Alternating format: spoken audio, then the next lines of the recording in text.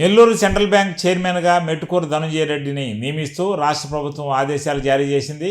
రాష్ట్ర వ్యాప్తంగా DCCB chairman పోస్టులను భర్తీ చేస్తున్న సమయంలో టీడీపీకి ఈ ఎన్నికల్లో పూర్తిగా అంకితభావంతో పనిచేసి ఆత్మకూరు నియోజకవర్గంలో మంత్రి ఆనవ రామనాయుడు గెలుపుతో పాటు వెంకటగిరిలో కురుగొండ రామకృష్ణ, ఉదయగిరిలో కాకర్ల సురేష్ గెలుపుకు ప్రయత్నించిన మెట్టుకూరుకు ఈ అవకాశం దక్కింది. ఈ నేపథ్యంలో గతంలో ఆయన డీసీసీబీ చైర్మన్గా పనిచేశారు. గతంలో ఆనం మంత్రిగా ఉన్న సమయంలోనే ఆయన డీసీసీబీ చైర్మన్గా ఉన్నారు. కాంగ్రెస్ ప్రభుత్వంలో ఒకసారి ఆయన డీసీసీబీ చైర్మన్గా పనిచేశారు.